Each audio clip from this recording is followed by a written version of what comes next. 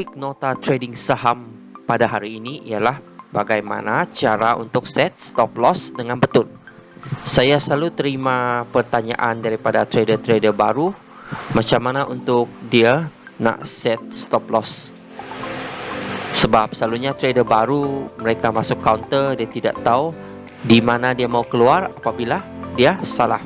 Okey, sebelum kita tengok bagaimana cara untuk step stop loss dengan betul, kita tengok dulu kepentingan. Kenapa pentingnya stop loss? Yang pertama sekali ialah untuk elakkan kita daripada rugi yang banyak.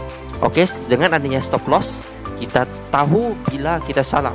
Maksudnya bila kita entry satu counter dan kita ada satu level stop loss yang kita sudah predetermine, kita sudah tentukan sebelum kita masuk lagi. Apabila counter tersebut jatuh, kita akan keluarkan dengan loss yang minima. Sebab kalau kamu baca buku orang putih ataupun kamu tengok di konten-konten orang putih, mereka selalu tekankan itu cut your losses small. Itu salah satu elemen yang penting dalam trading. Bila kita loss kecil, manakala bila kita profit besar. Dengan cara macam mana? Kita cut loss. Apabila kita salah, kita cut loss dengan risiko yang seminima mungkin. Yang kedua ialah bantu untuk kita kenal pasti dan tahu sama ada trade tersebut jadi atau tidak. Maksudnya di sini, bila kita entry satu counter, kita ada stop loss level tersebut menjadi panduan kita. Panduan kita sama ada bila kita entry satu counter dan harga tersebut jatuh dan hit stop loss kita. Jadi kita tahu kemungkinan kita salah. Jadi apa yang kita perlu buat? Kita kena keluar. Kita keluar dari trade tu untuk elakkan counter tersebut jatuh lebih jauh lagi. Maksudnya loss akan jadi lebih besar lah. Kita tidak mau loss yang pada mulanya 10%. Bila kita tidak tahu cara set stop loss yang betul, kita akan hold lagi. Maksudnya dari 10 ke 15, 15 ke 20, 20 ke 40 dan seterusnya. Kita berpotensi untuk burn kita punya account. Kita kena elakkan benda itulah. Dan yang ketiga, bantu kita tentukan risiko dan elakkan hope analisis. Maksudnya tentukan risiko sebelum kita masuk satu counter. Benda pertama yang kita kena tengok ialah risk. Kita kena tahu, contohnya saya masuk counter A. Bila saya masuk counter A, berapa risiko yang saya ambil? Maksudnya bila saya salah, berapa risiko ataupun di mana cut loss level yang saya tentukan. Maksudnya bila kita ada level tersebut, kita tahu bila saya rugi counter ni, saya akan rugi berapa. Ini semua predetermine lah. Yang penting untuk bantu kita untuk trading, iaitu dan satunya untuk elakkan kita daripada berharap. Trading kalau kita guna hope analysis ni, dia jadi bahaya lah.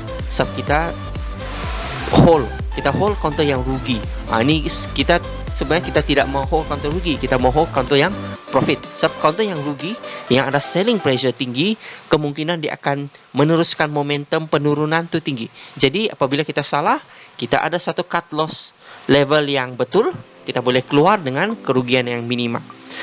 Saya akan tunjukkan ini chart percent loss dan percent gain. Maksudnya contohnya kita cut kita punya loss kecil. Jadi kita cut 5%, kita hanya perlu 5.3% untuk break even. Untuk kita dapatkan semula modal 10%, kita perlukan 11.1% untuk cover semula modal loss kita yang sebelum ini. Cuba kamu tengok makin bawah. Kalau kamu loss 50%, kamu kena trade seterusnya, kamu kena capai 100% untuk cover loss tersebut. Mana yang lebih senang? Mana yang selalunya kita akan lebih senang untuk kita gain? Percentage gain yang lebih senang selalunya di atas ni lah. Dan 100% ni bukan selalu kita akan dapat dalam trading. Jadi kita kena minimalkan kerugian supaya kita tidak burn account kita, dan kita mempunyai peluang untuk cover loss tersebut melalui trade yang lain. Okey, kita teruskan semula ke topik hari ini, iaitu cara untuk set stop loss yang betul. Cara untuk trade set stop loss yang betul haruslah menggunakan berdasarkan carta teknikal, iaitu menggunakan technical analysis, satu level yang kita tentukan di mana kita untuk keluar. Kalau trader-trader baru selalunya mereka tidak tahu pun di mana mereka mau keluar. Mereka masuk saja, mereka hold dan agak-agak 10% saya keluar lah, 20% loss saya keluar lah. Kita tidak mau benda ni, kita set stop loss menggunakan technical analysis. Oke, saya akan tunjukkan sekarang. Contohnya counter ini KGB. Kamu tengok, contohnya kamu beli di sini. Kamu beli buy on rebound 50 MA. Kita set apabila kita beli rebound, kita set ini rebound ya, kita set di bawah rebound tersebut. Maksudnya kita stop loss level yang sesuai adalah area sinilah, area di bawah sini.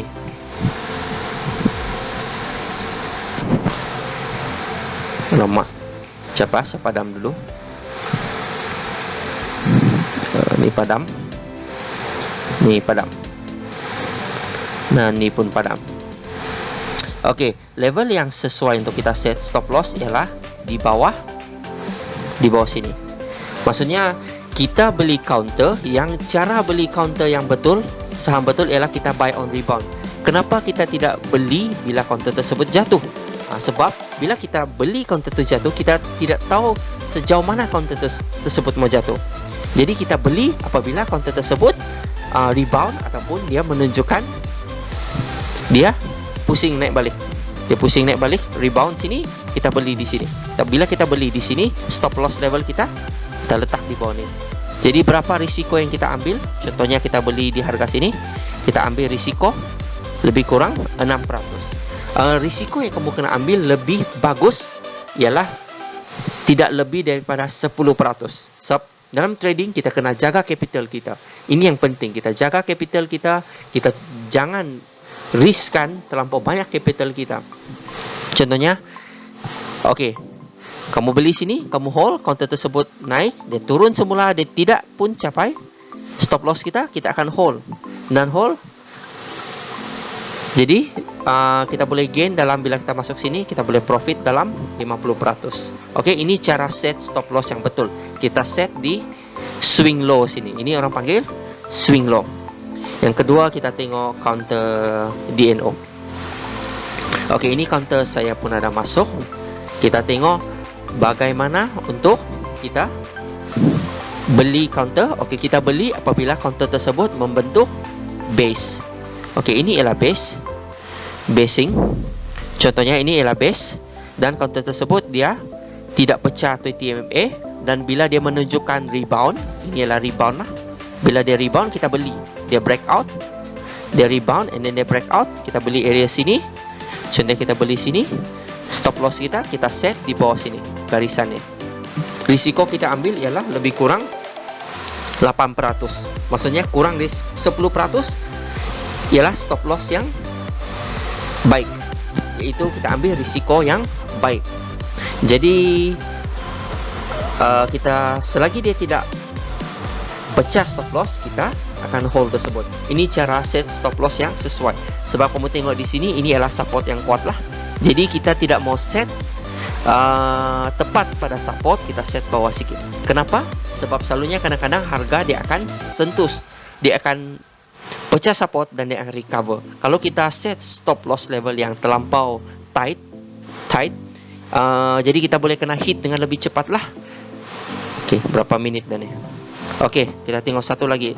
Contohnya counter Inari. Kita tengok counter Inari. Ini counter yang saya loss lah. Counter ini saya loss sebab kamu tengok sini, ini ialah base. Oke, ini Inari pada awal tahun ni, March, April, dia buat base. Ini ialah base besar lah, dan dia menunjukkan, ini ialah dia menunjukkan dia rebound. Maksudnya dia menunjukkan bahawa dia mahu meneruskan trend asal dia. Trend asal dia ialah uptrend. Tengok dari bawah sini uptrend. Dia meneruskan. Jadi saya beli di sini, saya beli di kawasan atas sini. Bila dia up gap pada hari tersebut, saya beli. Jadi stop loss yang sesuai ialah di bawah support yang kuat sini. Ini adalah level stop loss yang sesuai. Letak sini. Jadi hari kedua counter tersebut naik.